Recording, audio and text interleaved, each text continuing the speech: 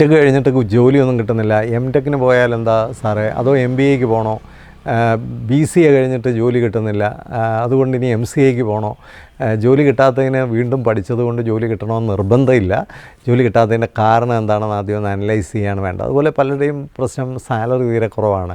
ഞാനൊരു കാര്യം പറയാം, നമ്മുടെ വാല്യൂവിനനുസരിച്ച് നമ്മളുടെ കോമ്പിറ്റൻസിക്ക് അനുസരിച്ചാണ് നമുക്ക് സാലറി കിട്ടുന്നത്. ആദ്യമൊക്കെ നമ്മളൊരു ഫ്രഷറായിട്ടൊക്കെ ജോലി കയറുമ്പം ചെറിയ സാലറി ഒക്കെ ആയിരിക്കും, പക്ഷേ നമ്മൾ നന്നായിട്ട് പെർഫോം ചെയ്താൽ വലിയ സാലറിയിലേക്കും വലിയ സാധ്യതകളിലേക്കും നമ്മൾ വരും, ഒരു സംശയമില്ല. അതിനെക്കുറിച്ചാണ് ഈ വീഡിയോ സംസാരിക്കുന്നത്.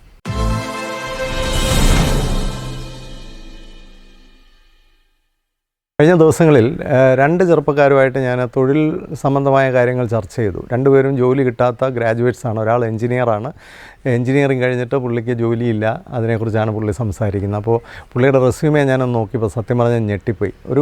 ഒരു യാതൊരു വകതിരിവും ഇല്ലാതാണ് റെസ്യൂമേ ഉണ്ടാക്കി വെച്ചിരിക്കുന്നത്. അപ്പോൾ ഒരു ഗ്രാജുവേഷനൊക്കെ പഠിക്കുന്ന കുട്ടികളെ സംബന്ധിച്ച്, പ്രത്യേകിച്ച് ഒരു എഞ്ചിനീയറിംഗ് കഴിയുമ്പോൾ ഒരു സിമ്പിൾ റെസ്യൂമേ എങ്ങനെ പ്രിപ്പയർ ചെയ്യുക, ഇതെങ്കിലും നമ്മൾ അറിഞ്ഞിരിക്കണം. അതിനകത്ത് എന്തെല്ലാം കണ്ടൻറ്റ് ഉണ്ടായിരിക്കണം, എന്തെല്ലാം കാര്യങ്ങളാണ് ശ്രദ്ധിക്കേണ്ടത്. ഇതൊക്കെ കോളേജുകൾക്കും ധാരാളമായിട്ടൊരു ഉത്തരവാദിത്വമുണ്ട്, അവരെ പഠിപ്പിച്ചിറക്കി വിടുമ്പോൾ ഇത്തരം കാര്യങ്ങളിലൊക്കെ ശ്രദ്ധിക്കേണ്ടതായിട്ട്. അപ്പോൾ ഈ ആദ്യത്തെ കുട്ടിയെ സംബന്ധിച്ച് റെസ്യൂമേ പോലും പ്രിപ്പയർ ചെയ്യാൻ അറിയാൻ വയ്യാത്ത ആളാണ്. പുള്ളി ജോലി കിട്ടുന്നില്ല എന്ന് പരാതിയുമായിട്ട് നടക്കുകയാണ്. പരാതികളല്ല ആവശ്യം, വറിയല്ല ആവശ്യം, നമുക്ക് കൃത്യമായ പ്ലാനിങ് ആണ് ആവശ്യം. രണ്ടാമത്തെ ആളെന്ന് പറയുന്നത് ജോലി കിട്ടാത്തതുകൊണ്ട് ഹയർ സ്റ്റഡി എന്ത് ചെയ്യാൻ പറ്റുമെന്ന് അന്വേഷിക്കുന്ന ആളാണ്. ജോലി കിട്ടാത്തതിനൊരു മറുമരുന്നല്ല ഹയർ സ്റ്റഡി എന്ന് പറയുന്നത്. നമുക്ക് ജോലി കിട്ടുന്നില്ലെങ്കിൽ വീണ്ടും ഹയർ സ്റ്റഡി കഴിയുമ്പോൾ കുറേ കൂടി വലിയ തൊഴിലില്ലായ്മ, കുറച്ചുകൂടെ കോസ്റ്റ്ലി തൊഴിലില്ലായ്മ നമ്മൾ സൃഷ്ടിച്ചെടുക്കുക ചെയ്യുന്നത്. നമുക്ക് ജോലി കിട്ടുന്നില്ലെങ്കിൽ ജോലി കിട്ടാത്തതിൻ്റെ കാരണങ്ങൾ എന്താണെന്ന് അന്വേഷിക്കണം. ഞാൻ ആ ചെറുപ്പക്കാരിൽ നോക്കിയപ്പോൾ ആ ചെറുപ്പക്കാരന് നന്നായിട്ട് കമ്മ്യൂണിക്കേറ്റ് ചെയ്യാൻ അറിയില്ല, ഒരു ആത്മവിശ്വാസമില്ല. എന്തിനാ പറയുന്നത്, 10 മണിക്ക് എന്നെ കാണാൻ വരണമെന്ന് പറഞ്ഞ ആൾ വന്നത് 10:45-നാണ്. അപ്പോൾ ഇതാണ് പുള്ളിയുടെ ഒരു ബേസിക് നേച്ചർ. അങ്ങനെ ഒരു ആളിന് ജോലി കിട്ടാത്തതിൽ വലിയ അതിശയിക്കാനൊന്നുമില്ല. അപ്പോൾ ഇന്നത്തെ കാലത്ത് നമുക്ക് ജോലി കിട്ടണമെങ്കിൽ എനിക്ക് തോന്നുന്നു സ്കൂൾ മുതൽ വലിയ തിരുത്തൽ നടത്തിയെങ്കിൽ മാത്രമേ കുട്ടികൾ തൊഴിലുള്ളവരാകത്തുള്ളൂ. നമുക്ക് മറ്റൊരു ഓർഗനൈസേഷന് ജോലി ചെയ്യുകയോ അല്ലെങ്കിൽ സ്വന്തമായി തന്നെ ഒരു ഓർഗനൈസേഷനോ അല്ലെങ്കിൽ ഒരു സ്റ്റാർട്ടപ്പോ ഒക്കെ തുടങ്ങണമെന്നുണ്ടെങ്കിൽ നമ്മളിൽ ആദ്യം വേണ്ടത് ഒരു ബേസിക് അച്ചടക്കമാണ്.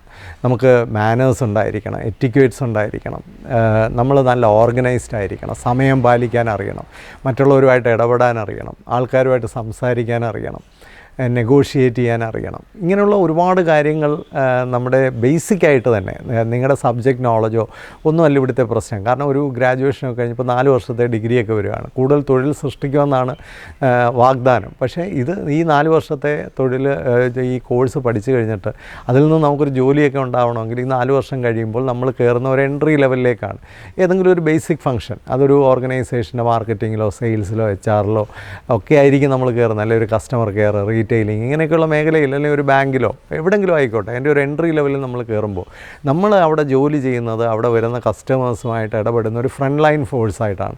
ആ ഫ്രണ്ട് ലൈനിലുള്ളവർ എത്ര എക്സലൻ്റായിട്ട് നിൽക്കുന്നു അതിനനുസരിച്ചാണ് ആ ഓർഗനൈസേഷൻ്റെ ഗ്രോത്ത് എന്ന് പറയുന്നത്. അപ്പോൾ നിങ്ങളവിടെ ഒരു ചെറിയ ജോലിയാണ് ചെയ്യുന്നെങ്കിൽ പോലും നിങ്ങളവിടെ വളരെ പ്രാധാന്യം അറിയിക്കുന്ന ആൾക്കാരാണ്. ഇത് മനസ്സിലാക്കിക്കൊണ്ട് ജോലി ചെയ്യാൻ നമുക്ക് കഴിയണം. വളരെ ഹാപ്പി ആയിട്ട് നിൽക്കുക, വരുന്നവരെയൊക്കെ വളരെ സന്തോഷത്തോട് സ്വീകരിക്കുക, കസ്റ്റമേഴ്സിനെയൊക്കെ വളരെ കംഫർട്ടബിൾ ആക്കുക. അപ്പോൾ ഇത്തരത്തിലുള്ള കാര്യങ്ങളൊക്കെ നമുക്ക് അറിയണമെന്നുണ്ടെങ്കിൽ, നമുക്ക് ചെയ്യണമെന്നുണ്ടെങ്കിൽ നമ്മളിൽ തന്നെ ആദ്യം ഒരു ഡിസിപ്ലിൻ വേണം. നമുക്ക് മനുഷ്യരുമായിട്ട് ഇടപെടാൻ അറിയണം, മര്യാദകൾ വേണം. അപ്പോൾ ഇതൊക്കെ എങ്ങനെ ഡെവലപ്പ് ചെയ്യാം? ഇതൊക്കെ സ്കൂൾ മുതൽ തന്നെ കുട്ടികളിൽ ഇതൊക്കെ ഓർഗനൈസ് ചെയ്യാൻ അധ്യാപകരുണ്ടാവണം. നല്ല അധ്യാപകരൊക്കെ പഠിപ്പിക്കുക മാത്രമല്ല ചെയ്യുന്നത്, കുട്ടികളെയും കൂടി നന്നായിട്ട് ഓർഗനൈസ് ചെയ്ത് കൊണ്ടുവരും. കാരണം ഒരു 10 കൊല്ലം കഴിഞ്ഞ് കുട്ടികൾ ജീവിതത്തിൽ എവിടെ എത്തണം, ഇതുകൂടെ നോക്കിക്കൊണ്ടാണ് നല്ലൊരു അധ്യാപകൻ ക്ലാസ് എടുക്കുന്നത്. അപ്പോൾ ഒരു 9-ലോ 10-ലോ ഒക്കെ പഠിപ്പിക്കുന്ന അധ്യാപകൻ തന്നെ ഈ തരത്തിൽ കാഴ്ചപ്പാടുള്ളവരാണെങ്കിലേ കുട്ടികൾക്കൊക്കെ നാളെ എന്തെങ്കിലും അവസരങ്ങളും സാധ്യതകളും ഉണ്ടാവുള്ളൂ. കോളേജിലോട്ടൊക്കെ ചെല്ലുമ്പോൾ തീർച്ചയായിട്ടും അവർക്ക് നല്ല ഓറിയൻറ്റേഷൻ ആവശ്യമാണ്. അവർ നേരിടാൻ പോകുന്ന ഒരു ലോകത്തിന് തക്കവണ്ണം അവരെ ഒരുക്കിയെടുക്കണം. പ്രത്യേകിച്ച് കമ്മ്യൂണിക്കേഷൻ സ്കിൽ, ഇംഗ്ലീഷൊക്കെ എത്ര വർഷം പഠിച്ചാലും നമുക്ക് അത്യാവശ്യം ഇംഗ്ലീഷ് സംസാരിക്കാൻ അറിയില്ല. ഹിന്ദിയൊക്കെ സെക്കൻഡ് ലാംഗ്വേജ് ആയിട്ട് എടുത്ത് പഠിച്ച കുട്ടികൾക്ക് പോലും ഹിന്ദിയിൽ ഒരു 2 സെൻറ്റൻസ് പറയാൻ അറിയില്ല. ഇങ്ങനെയൊക്കെയുള്ള കുട്ടികളെ സംബന്ധിച്ച് അവർക്ക് ജോലി കിട്ടാൻ വലിയ പ്രയാസമായിരിക്കും.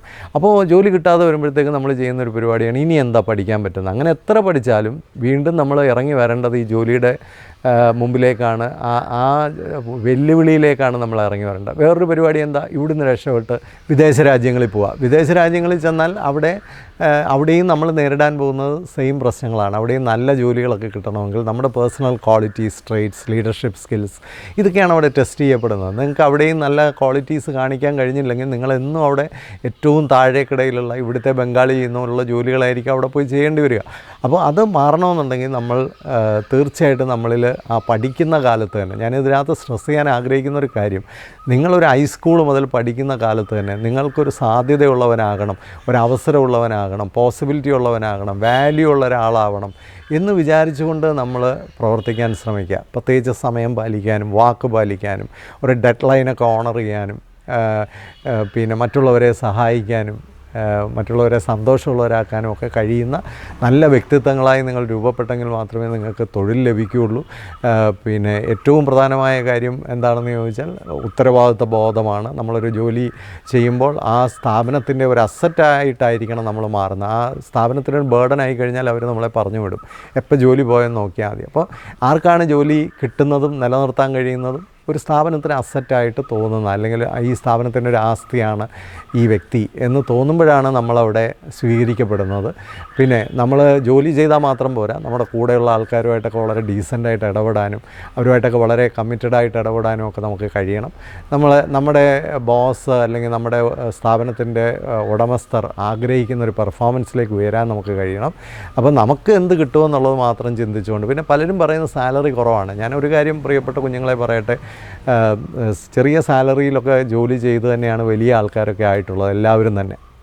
അപ്പോൾ ഒരു ജോലിയിൽ ആദ്യം കയറുമ്പോൾ ആദ്യത്തെ ഒരു 2 വർഷം നമ്മളൊരു MBA പഠിക്കുന്ന പോലെ അല്ലെങ്കിൽ നമ്മളൊരു കോഴ്സ് ചെയ്യുന്ന പോലെ അങ്ങ് എടുത്താൽ മതി. കാരണം നിങ്ങളൊരു MBA പഠിക്കാനോ വേറൊരു കോഴ്സ് പഠിക്കാനോ ഒക്കെ പോകുമ്പോൾ ഇൻഡസ്ട്രിയുമായിട്ട് ഒരു ബന്ധമില്ലാത്തവരാണ് വീണ്ടും നിങ്ങളെ പഠിപ്പിക്കുന്നത്. വീണ്ടും നിങ്ങൾക്ക് തൊഴിൽ ഉണ്ടാകാനുള്ള സാധ്യത കുറയാണ്. നേരെ മറിച്ച് നിങ്ങളൊരു ചെറിയ ജോലിയിലാണ് ജോലി ചെയ്യുന്നതെങ്കിൽ പോലും നിങ്ങളെ ഓർഗനൈസ് ചെയ്യുന്ന, നിങ്ങളെ ഗ്രൂം ചെയ്യുന്ന നിങ്ങളുടെ ബോസുമാരൊക്കെ ഇൻഡസ്ട്രി റിലവൻ്റ് ആയിട്ടുള്ള ആൾക്കാരാണ്. അവർ നിങ്ങളെ ഗ്രൂം ചെയ്യുമ്പോൾ ഒരു 1-2 കൊല്ലം കൊണ്ട് നിങ്ങൾക്കുണ്ടാകുന്ന ട്രാൻസ്ഫോർമേഷൻ എന്ന് പറഞ്ഞാൽ വളരെ വലുതായിരിക്കും. അതുകൊണ്ട് ചെറിയ സാലറിയെക്കുറിച്ചൊന്നും ആരും ചിന്തിക്കരുത്. ആ സമയത്തൊക്കെ വീട്ടിൽ നിന്ന് വേണമെങ്കിൽ ഒരു ഹെൽപ്പൊക്കെ വാങ്ങിച്ചോളുക, അഡീഷണലായിട്ട് പൈസയൊക്കെ വേണമെങ്കിൽ വീട്ടിൽ നിന്ന് വാങ്ങിക്കുക. പക്ഷേ ഒരു ചെറിയ ജോലിയിലാണെങ്കിലും അത് കയറി 1-2 വർഷമൊക്കെ ജോലി ചെയ്ത് കഴിയുമ്പോൾ നിങ്ങൾക്ക് തന്നെ ഭയങ്കര കോൺഫിഡൻസ് ഉണ്ടാവും, നിങ്ങൾക്ക് വലിയ കാര്യങ്ങൾ ചെയ്യാനുള്ള ധൈര്യം ഉണ്ടാവും. അവിടെ നിന്നാണ് നമ്മൾ വലുതായി തുടങ്ങുന്നത്.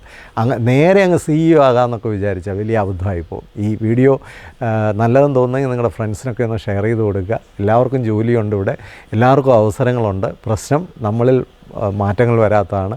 നല്ല മാറ്റങ്ങൾക്കായിട്ട് നമുക്ക് ശ്രമിക്കാം. Thank you.